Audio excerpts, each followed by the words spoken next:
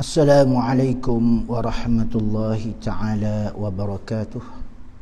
Bismillahirrahmanirrahim. Alhamdulillahi rabbil alamin. Wassalatu wassalamu ala asyrafil anbiya'i wal mursalin wa ala alihi wa ashabihi ajma'in. Subhanaka la ilma lana illa ma'allamtana innaka antas sami'un alim. ولا حول ولا قوة إلا بالله العلي العظيم ولا حول ولا قوة إلا بالله العلي العظيم ولا حول ولا قوة إلا بالله العلي العظيم اللهم ارزقنا فهم النبيين وحفظ المرسلين وإلهام الملائكة المقربين برحمتك يا أرحم الراحمين اللهم أكرمنا بنور الفهم وأخرجنا من ظلمات الوهم وافتح لنا أبواب رحمتك وانشر علينا حكمتك يا أرحم الراحمين. Alhamdulillah, sempena dengan waktu zuhur yang dimuliakan oleh Allah Subhanahu wa taala, izinkan hamba yang jahil, lagi dhaif, lagi banyak rasa, menyambung membaca risalah Wisyahul Afrah, yang mana hari ini kita baca sifat yang kedua daripada 20 sifat yang wajib diketahui oleh tiap-tiap mukallaf, yang mana sifat kamalah Allah Subhanahu wa taala tidak terhingga banyaknya, cuma ijtihad Abul Hasan Asy'ari, tak dapat tidak setiap mukallaf wajib mengetahui, mempelajari sifat 20. Yang kedua, qidam. Arti qidam sedia. Jadi lafaz qidam ni diambil masdar daripada kata qaduma yaqdumu qidaman, yakni masdar sama'i. Artinya arti qidam sedia. Makna qidam ni pada hak Allah Ta'ala ibaratun an nafyil adamis sabiqi lil wujudi. Makna qidam pada hak Allah Ta'ala ibaratun an nafyil adamis sabiqi lil wujudi. Satu makna. Yang kedua, makna dianya an nafyil awwaliyati lil wujudi.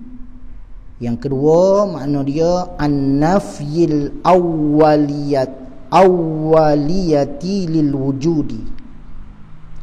Yang ketiga, an-nafyi iftahi lil wujudi. Jadi tiga ni bersatu makna. Makna ibarat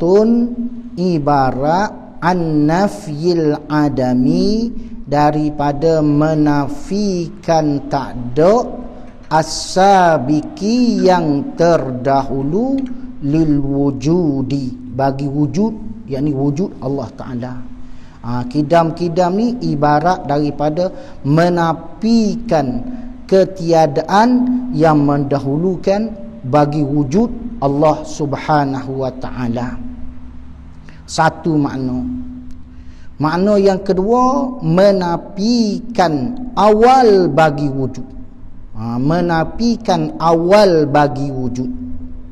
Maknanya wujud Allah Ta'ala ni tidak ada permulaan, tak ada mula. Yang ketiga, menafikan permulaan bagi wujud Allah. Jadi tiga ni satu makna. Alhasil qidam ni menafikan permulaan bagi wujud Allah Subhanahu wa ta'ala. Sebagaimana firman Allah, kama qala ta'ala huwal awwal dialah Allah yang awal. Awal ulama tafsir makna sedia, makna qidam. Kehendaki dengan qidam ni, sedia yang zati. Sedia yang zati. Apa makna sedia yang zati? Yakni ketiadaan permulaan bagi wujud Allah Ta'ala. Artinya tak ada mendahulukan ada Allah oleh tiada. Tak ada mendahulukan ada Allah oleh tiada. Jadi alhasilnya ada Allah Ta'ala tidak dimulai oleh tiada. Maknanya Tuhan ni asalnya tak ada, lepas tu ada dak. Ada seada-ada. Ada dia tak ada mula. Itu maksud qidam, yakni sedia yang zati. Nak keluar sedia yang keluar daripada sedia yang zati, yakni sedia yang zamani. Sedia zamani makna panjang masa serta terdahulu tak ada. Maka tak dikehendakkan di sini. Yang dikehendakkan pada kata qidam, yakni sedia yang zati, bukan sedia yang bahasa zamani. Itu dia. Baik, maka hakikat qidam Allah Subhanahu wa taala ibarat daripada menafikan ada permulaan wujud Tuhan kita. Ada Tuhan kita tak ada permulaan, tak ada mula. Apa? Kerana Allah Ta'ala lah yang menjadikan tiap-tiap sesuatu. Itu dia. Allah Ta'ala lah yang menjadikan tiap-tiap sesuatu yang ada. Demikian tak dapat tidak keadaan Allah yang menjadikan tiap-tiap sesuatu ni, Allah Ta'ala lebih dahulu daripada tiap-tiap sesuatu. Tu Allah bersifat dengan sifat qidam. Dia lebih dahulu daripada tiap-tiap sesuatu. Kiranya Tuhan ni Tuhan tidak lebih dahulu daripada tiap-tiap sesuatu. Tu dia. Tu dia. Nescaya boleh ada sesuatu lebih dahulu daripada mengadakan. Ayat demikian itu batil tu. Tu dia. Ada Allah Ta'ala tidak lebih dahulu daripada tiap sesuatu tu. Tu dia. Baik. Dalil kata Allah Ta'ala bersifat dengan sifat qidam ni, bahawasanya dia kata jika ada Allah Ta'ala tu baru, kalau Tuhan kita ni baru, kalau tidak qidam tentu baru. Dia tidak ada tengah, tidak ada tasawuf pertengah. Qidam dengan baru tidak ada pertengahan. Dak qidam tentu baru, dak baru tentu qidam. Jadi dalil qidam ni bahawasanya jika Allah Ta'ala tu baru, kalau Tuhan kita ni baru, nescaya Allah Ta'ala berhajat kepada yang membaharukan dia, yakni Allah Subhanahu wa Ta'ala. Kalau Allah Ta'ala berhajat kepada yang membaharukan dia, tentulah Allah Ta'ala baru. Dan iaitu mustahil. Sebab dikatakan daur dan tasalsul. Apa makna daur? Daur ni ada dua. Satu daur musarrah, yang kedua daur yang mudmar. Daur musarrah ni umpama si Zaid buat Umar, Umar buat si Zaid. Itu dia panggil daur musarrah. Satu. Dua, daur mudmar, artinya sembunyi. Musarrah ni terang nyata. Umar buat Zaid, Zaid buat Umar. Itu mustahil. Itu dia. Yang kedua daur mudmar, daur yang sembunyi. Zaid buat Umar, Umar buat Bakar. Kemudian Bakar ni pula buat Zaid. Itu dia panggil daur yang mudmar. Itu ilah ulama. Ni kira akal. Tu sekiranya Allah Ta'ala tidak qidam, tentulah dia baru. Kalau dia baru, tentulah dia berhajat kepada orang yang membaharukan dia. Wa emo terjadi dengan jalan daur, yakni berkeliling, ataupun dengan jalan tasalsul. Daur umpama Zaid buat Umar, Umar buat Zaid. Itu daur musarrah. Dan daur yang mudmar umpama Zaid buat Umar buat Bakar buat Zaid pula. Itu daur yang mudmar. Satu lagi tasalsul. Tasalsul ni direct. Zaid buat Umar buat Bakar buat sianu. Taksub. Itu tasalsul. Itu dia. Baik. Jadi apabila dikatakan Allah Ta'ala dalam ilmu tauhid ni ada satu perkataan yang sama maknanya, iaitu qadim dengan azali. Jadi qadim dengan azali ni, setengah ulama mengatakan kedua perkataan ini, qadim dengan azali ni suatu yang tiada permulaan baginya. Qadim dengan azali ni bersuatu makna, iaitu suatu yang tiada permulaan bagi adanya. Setengah ulama yang lain pula antara qadim dengan azali ni ada beza. Ada beza. Baik. Adapun qadim ni kena kepada perkara yang maujud saja. Setengah pendapat ulama, qadim kena kepada perkara yang maujud, iaitu zat Allah dan sifat Allah Subhanahu wa ta'ala. Adapun azali ni, azali tu kena kepada perkara yang maujud dan perkara yang ghairu maujud.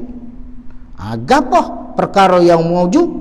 Kena kepada zat Allah dan sifat Allah. Dan perkara yang ghairu maujud umpama syarikul bari, ada syirik bagi Allah Ta'ala, itu masuk dalam azali. Jadi syirik bagi Allah perkara yang tidak maujud, masuk dalam azali. Alhasil qadim perkara yang khusus, yakni tertentu bagi benda yang maujud, yakni zat Allah dan sifat Allah. Adapun azali umum, kena kepada perkara yang maujud dan ghairu maujud. Apa benda yang maujud? Yakni zat Allah dan sifat Allah, satu. Dua, kena kepada perkara ghairu maujud, iaitu umpama Allah Ta'ala menyerupai dengan makhluk kau. Itu perkara ghairu maujud, perkara yang tidak ada, yakni perkara yang mustahil tidak ada. Kita duk bahas perkara yang mustahil, nak tahu kata benda mustahil ni tidak ada pada Allah Subhanahu wa ta'ala. Jadi qadim ni terbahagi pula dengan nisbah. Qadim ni dengan nisbah kepada nama dia, qadim terbahagi kepada empat. Satu, qadim sifati. Satu, qadim sifati, mana tidak ada permulaan sifat Allah Subhanahu wa ta'ala. Qadim sifati, satu. Yang kedua, qadim zati, yakni tidak ada permulaan zat Allah Ta'ala. Dua. Yang ketiga, qadim idafi. Qadim idafi ni umpama terdahulu sesuatu atas sesuatu. Umpama terdahulu bapa nisbah kepada anak, itu dia panggil qadim idafi. Yang keempat, qadim zamani, lalu masa atas sesuatu sekurang-kurangnya setahun. Qadim zamani. Maka qadim yang hakiki hak kita nak bahas sini, qadim sifati dan qadim zati.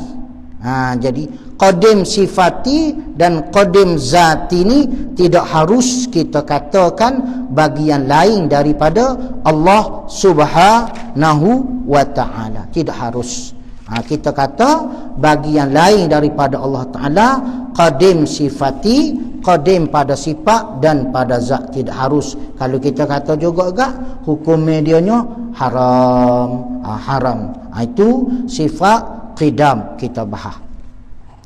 Yang kedua, sifat baqa. Baqa artinya kekal Allah Subhanahu wa ta'ala. sebagaimana firman Allah Ta'ala, wa yabqa wajhu rabbika dzul jalali wal ikram. Artinya kekal oleh zat Tuhan engkau yang mempunyai sifat jalal, sifat kekerasan dan sifat kemuliaan. Ini ulama takwil dengan makna zat, min itlaqil juz wa iradatil kull. Itlaq juzuk yakni muka, kanaki zat Allah Subhanahu wa taala. Zat Allah Subhanahu wa taala. Kita ahli sunnah wal jamaah, yakni mengikut Abul Hasan Asy'ari dan Abu Mansur Maturidi. Adapun i'tikad salafus salih beriman dengan wajhu wajibun wa kaifiyatuhu wallahu a'lam. Artinya erti baka kekal, makna sentiasa ada Allah, tiada akhir. Maka hakikat dianya ibarat daripada baka ni, ibarat daripada menafikan ada kesudahan bagi wujud Allah Ta'ala. Allah tidak ada, dia tidak tak ada kesudahan, kekal selama-lamanya. Sebagaimana ayat yang berbaca tadi, wa yabqa wajhu rabbika dzul jalali wal ikram.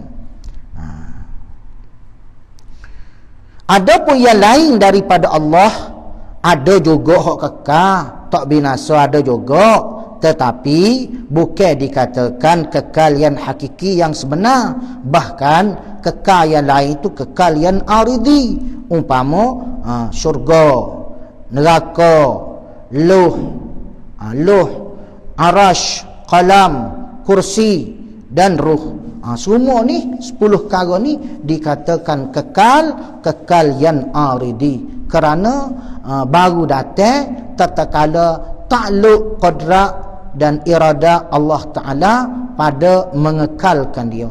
Apa takluk? Jembur. Hadak wa khijau qadrat irada mengekalkan 10 perkara saat ni. Jadi 10 perkara saat ni kekal yang aridi, kekal yang baru datang. Jadi kita nak peringatan, jadi segala jisim semuanya binasa. Jisim semuanya binasa.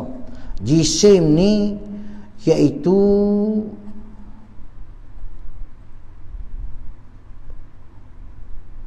tokolah yang boleh belah, boleh bagi. Istilah dia lagi jirim jisim. Jirim jisim. Jadi segala jisim ni binasa, melainkan ajbuz zanab, iaitu tulang kecil seperti biji sawi duduk di monggeng manusia. Itulah benih anak Adam ketika bangkit daripada kubur kelak.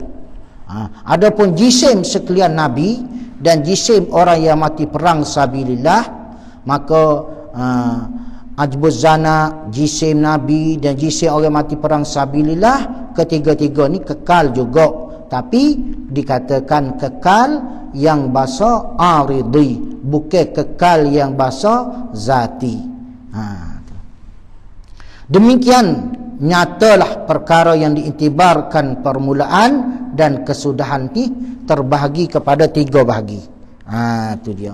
Nyata perkara yang diiktibarkan permulaan dan kesudahan ni ada 3 bahagi. 1, tiada permulaan dan tiada kesudahan, kena kepada zat Allah dan sifat Allah.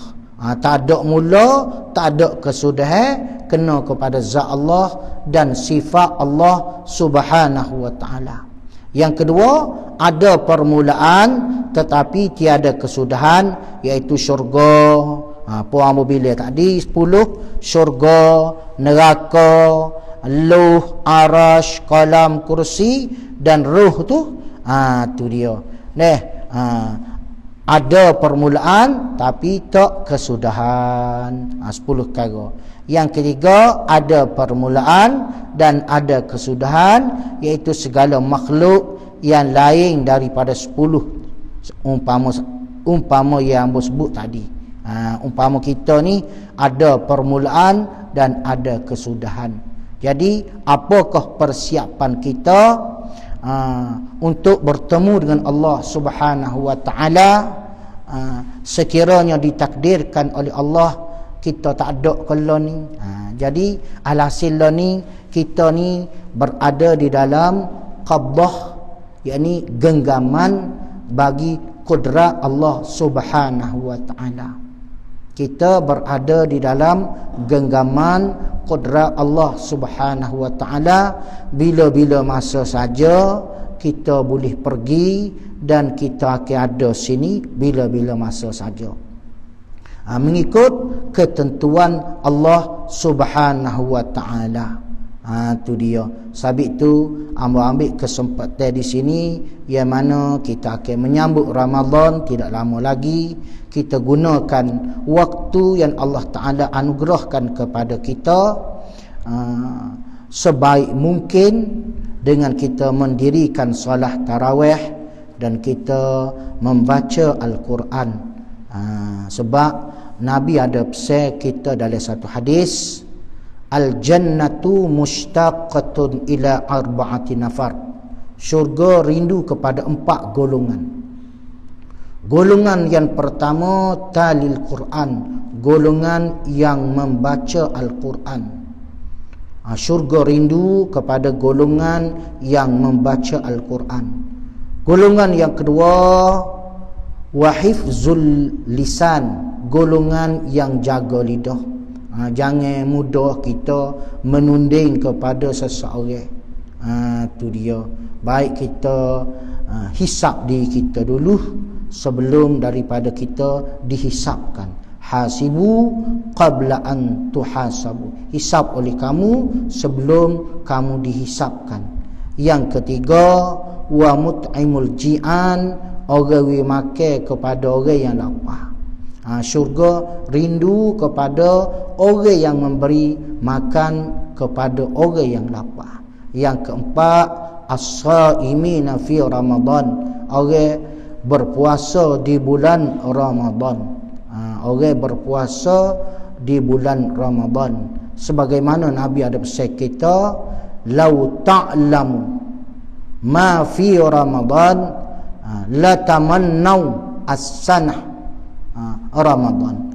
Lebih kurang lafaz hadisnya, jikalau mengetahui oleh umatku akan kelebihan Ramadan, nescaya dia cita-cita setahun tu Ramadan belaka.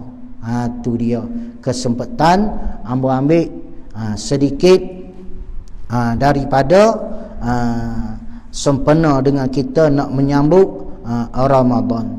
Tu dia. Baik. Jadi kita cara 2 sifat sani, sifat qidam dan sifat baqa, masuk dalam sifat salbiyah, yakni sifat yang menafikan barang yang tiada layak bagi Allah Subhanahu wa taala. Dikatakan salbu ma la yaliku bihi taala, menafikan barang yang tiada layak kepada Allah Subhanahu wa taala. Jadi sifat qidam dengan sifat baqa masuk dalam darjah tahqiq. Takut kejak di fikiran kita kata Tuhan ni bersifat dengan sifat qidam dan sifat baqa. Yang keempat mukhalafatuhu ta'ala lil hawadis, artinya bersalahan Allah Ta'ala dengan segala yang baru. Bersalah Allah Ta'ala dengan segala yang baru, bersalah sama ada pada zat atau pada sifat atau pada perbuatan. Bersalah firman Allah, laisa kamislihi syai', tiada umpama bagi umpama Allah Ta'ala sesuatu. Tidak ada. Tidak ada. Dan sama ada yang baru yang telah ada ataupun yang belum ada. Itu dia.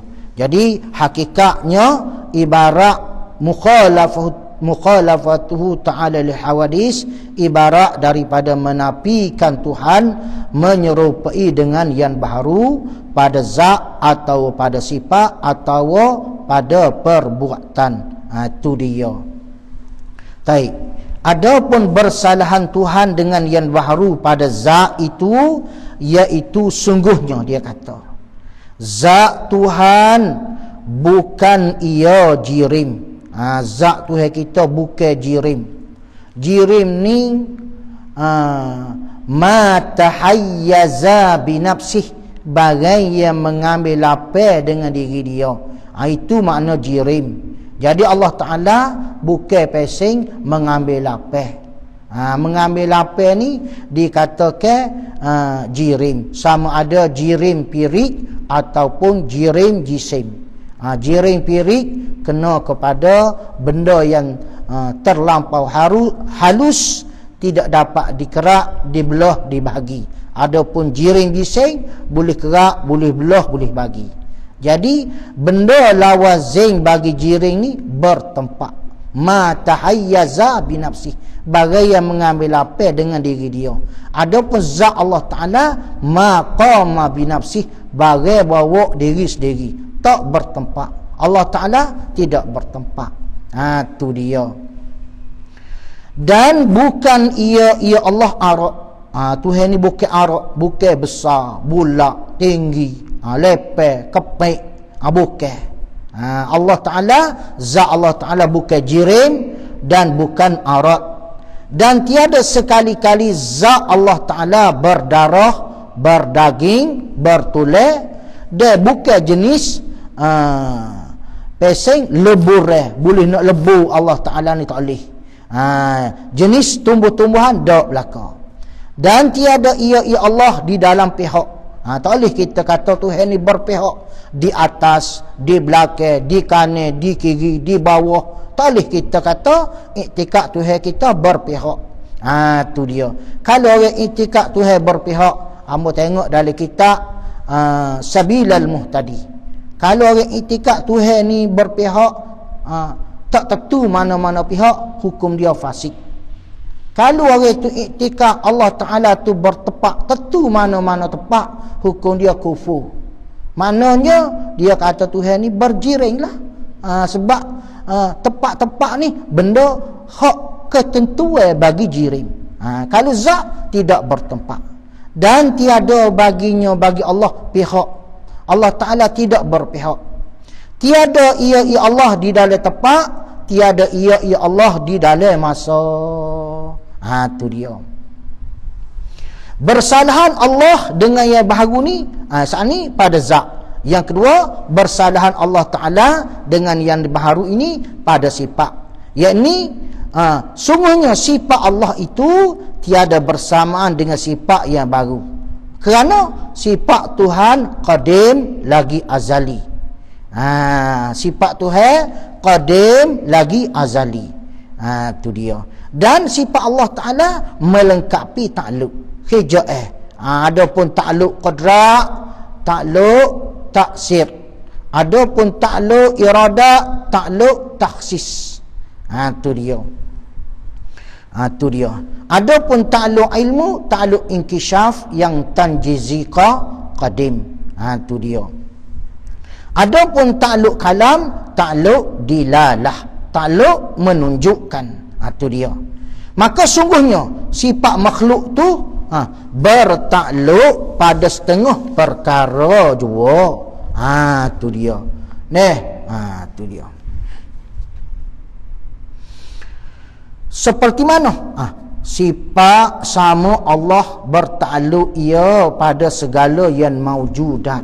Hak maujud ni Tuhan nampak. Tuhan nampak kita buat gapo. Tu kalau boleh kosong pun pergi makan nasi mana pun Tuhan nampak. Tu dia. Tak boleh susut. Dan samuk yang baru ni bertakluk ia kepada setengah jua, iaitu takluk samuk hak baru ni pada setengah jua, umpama pada hak suara. Tu dia. Demikianlah pada sifat yang lain tak serupa dengan sifat Allah. Adapun sama Allah Ta'ala bertakluk ia pada segala hak maujud. Sama ada benda hak boleh kita dengar ataupun benda hak kita tak boleh nak dengar. Adapun sama ia baru bertakluk kepada benda hak boleh dengar aja. Tu dia. Tu dia. Baik. Bersalahan Tuhan dengan yang baharu pada perbuatan pula. Mana bersalah? Iaitu sungguhnya perbuatan Allah tiada bersamaan dengan perbuatan yang baru. Apa? Kerana perbuatan Tuhan memberi bekas, bersalahan perbuatan yang baru. Perbuatan yang baru tidak memberi bekas. Hak memberi bekas perbuatan Allah. Jadi perbuatan Allah tiada berkehendak kepada wasitah, perantara kakak dan kepada taulan. Perbuatan Allah tiada mengambil faedah pada perbuatan dia dan hukumnya dia. Dan lagi perbuatan dia itu dia. Perbuatan Allah tidak ada sia-sia. Sia-sia. Ambil dengan jalan ringkas. Itu dia. Itu dia. Baik. Sungguhnya ada perkataan di dalam Quran dan hadis, dia sebut sini, yang menyebut muka dan tangan Allah. Maka perkataan itu hendaklah kita iktikad sabit secara yang layak dengan Allah. Yang layak dengan Allah. Jangan duk kata tangan. Supaya tangan kita masalahnya. Ataupun ada muka, supaya muka. Tu. Supaya muka. Tu jangan. Tu dia. Ia takwil situ. Yang maha suci Allah daripada berjisim dan maha suci daripada bersifat dengan segala sifat yang baru. Sabit tu. Benda ayat yang mutasyabihah kalau kena kepada orang yang alim, tak apa, orang tahu. Tu dia. Kalau kena kepada kita ni gak, duk belajar zaman budak dulu yadung dengan makna tangan, pas ketua makna tangan. Tu dia. Ambo nak misal sikit. Nak misal tu. Umpama yadullah fauqa aidihim. Yadullah fauqa aidihim. Umpama gini. Kita ada tanah dah. Ni tanah saing kita, ni tanah saing kita. Pas saing kita besar kita. Kalau ada orang nak tolong jual lah. Jadi apabila saing kita kata lagu tu kepada kita, menunjukkan benda tu di bawah milik kita lah.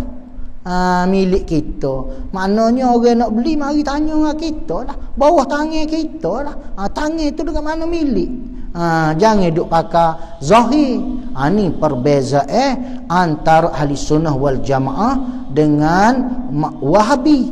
Wahabi dia pakai zahir ayat. Dia pakai zahir ayat. Tu.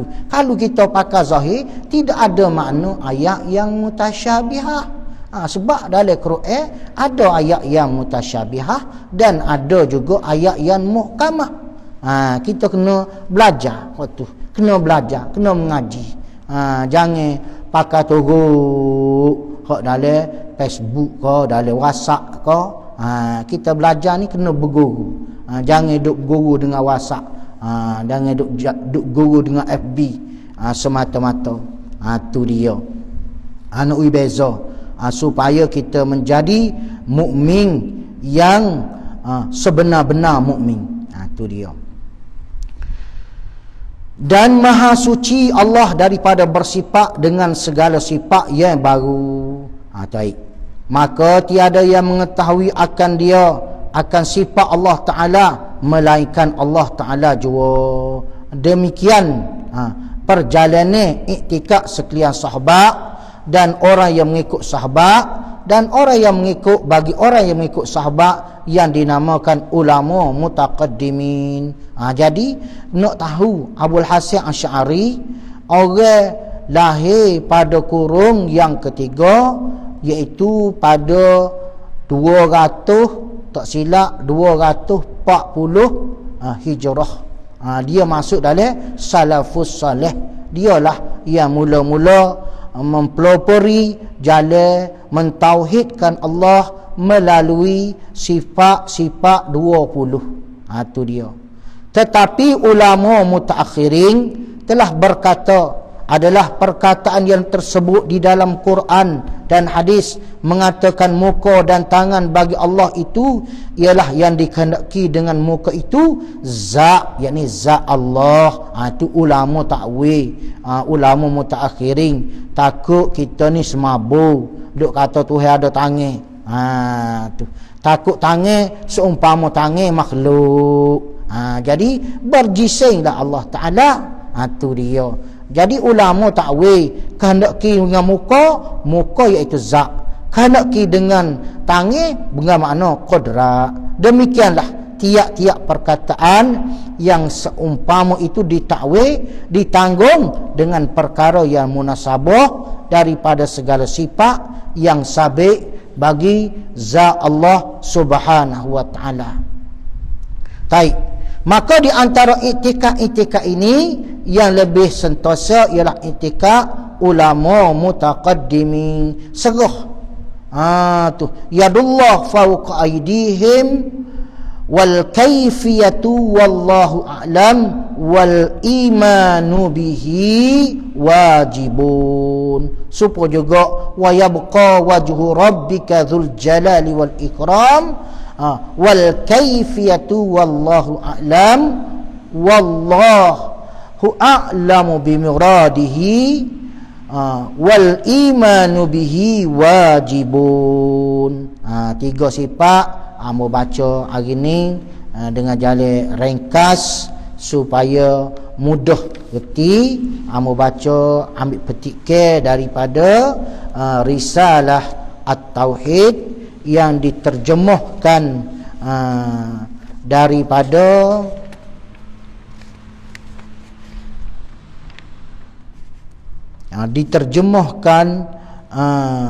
oleh yang berhormat Datuk Haji Abdullah bin Abdul Rahman, bekas yang dipertua Jabatan Agama Johor, daripada sebuah kitab tauhid di dalam bahasa Arab yang telah ditetapkan oleh Menteri Pelajaran Mesir jadi pelajaran di dalam sekolah-sekolah di Mesir.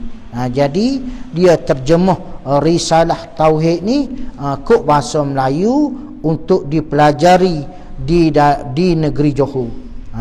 Tu dia. Kemudian sifat yang kelima, qiyamuhu ta'ala binafsihi wallahu subhanahu wa ta'ala a'lam. Al-Fatihah. Bismillahirrahmanirrahim. Alhamdulillah ar-Rahmanir Rahim maliki yaumiddin iyyaka na'budu wa iyyaka nasta'in ihdinas siratal mustaqim siratal ladzina an'amta 'alaihim ghairil maghdubi 'alaihim waladdallin. Bismillahirrahmanirrahim. Alhamdulillahirabbil alamin hamdan yuafi ni'am. Ya rabbana lakal hamd. Allahumma salli wa sallim ala wa tuballighna bi aqsal ghaibin jamil khairat wa ala alihi wa sallam tasliman katsira. Allahumma ij'al jam'ana hadza jam'an marhuma wa tafarruqana min ba'dihi tafarruqan ma'suma wa la taj'alillahumma fina wa la ma'ana wa la man yatba'una shaqiyya wa la matruda wa la mahruma.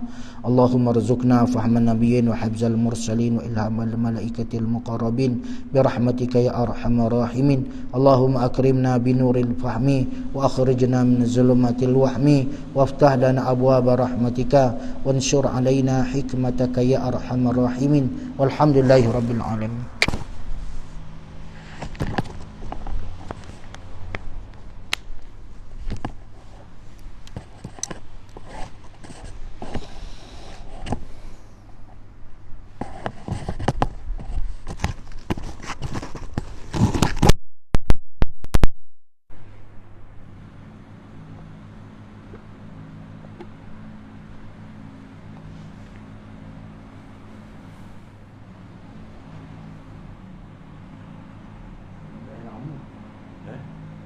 Tangan dia.